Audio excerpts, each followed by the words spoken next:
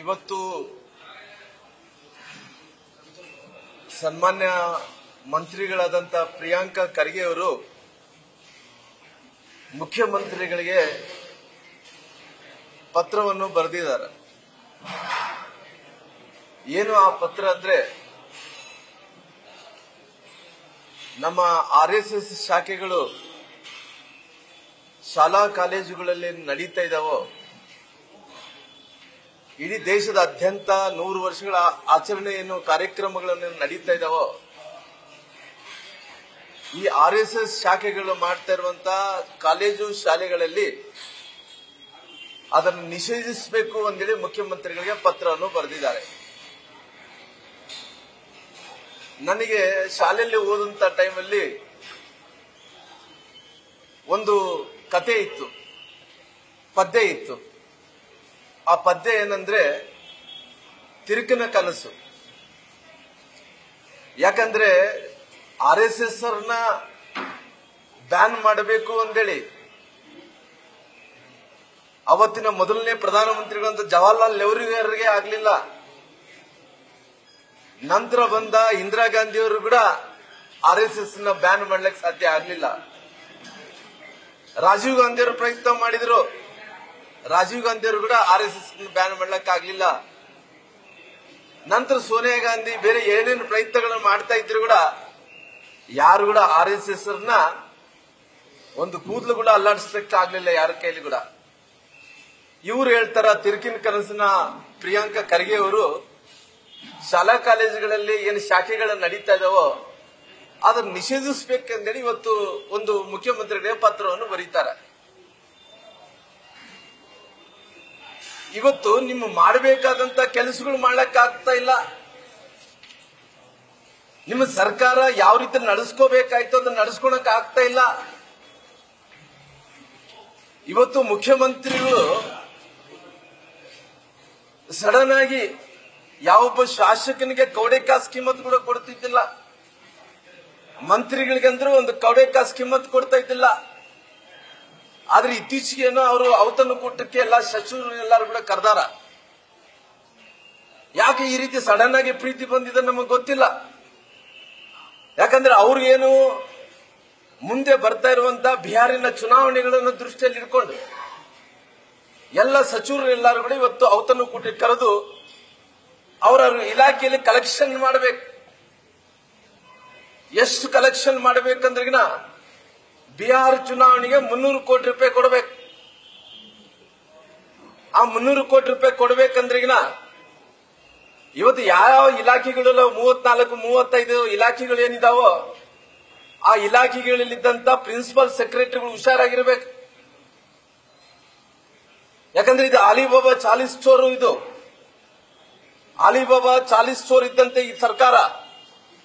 ಯಾಕಂದ್ರೆ ಮಹರ್ಷಿ ವಾಲ್ಮೀಕಿ ಅಭಿವೃದ್ಧಿ ನಿಗಮದಲ್ಲಿ 187 ಕೋಟಿ ಅದು ಕರ್ನಾಟಕ ಲೋಕಸಭಾ ಚುನಾವಣೆಯಲ್ಲಿ ಬಳಸ್ಕೊಂಡ್ರು.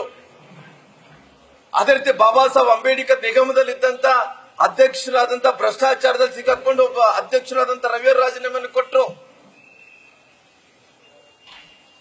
ಇವತ್ತು ಪುನಃ ಚುನಾವಣೆಗಳು ನಡೀತಾ ಇದಾವ. ಈ ಚುನಾವಣೆಗಳಿಗೆ ಇವತ್ತು 300 ಕೋಟಿ ಕಲೆಕ್ಷನ್ ಮಾಡಬೇಕು.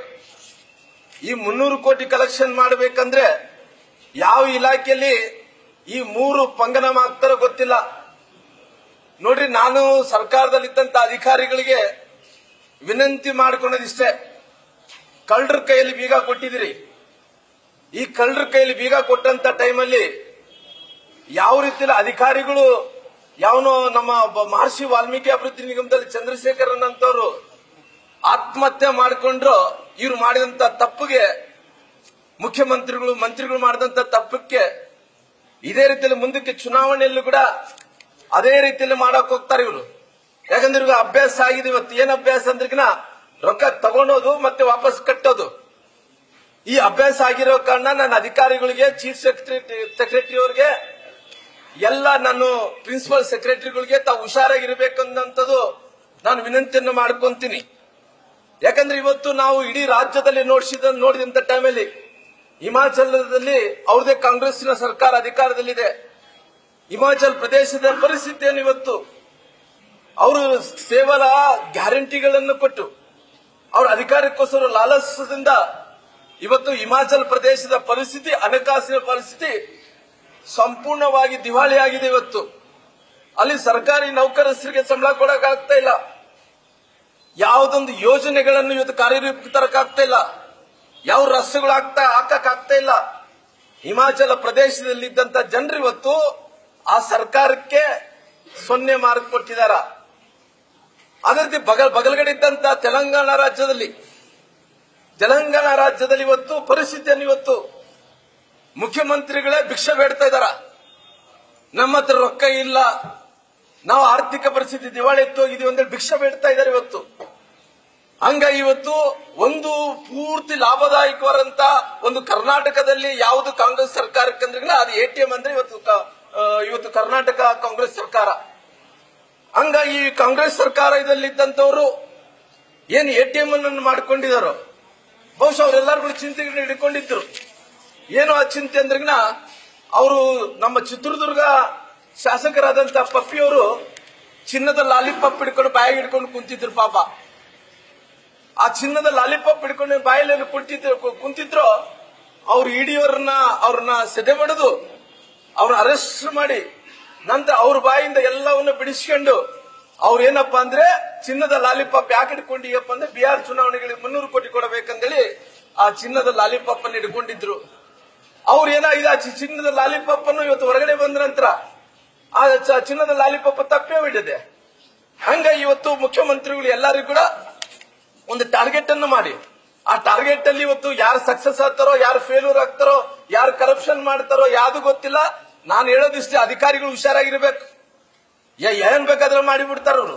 ಯಾಕಂದ್ರೆ ಇವ್ರು ಎಲ್ಲಾರು ಕೂಡ ಅಭ್ಯಾಸ ಆಗಿದೆ ನೋಡ್ರಿ, ತಗೊಳೋದು ಕಟ್ಟೋದು. ಇವ್ರ ಮನೆ ಆಸ್ತಿ, ಮನೆಯಲ್ಲಿ ಅವ್ರ ಸ್ವಂತ ಅಕೌಂಟ್ ಅವ್ರೇ ಹಾಕೋದು, ಅವರೇ ತಗೊಳೋದು.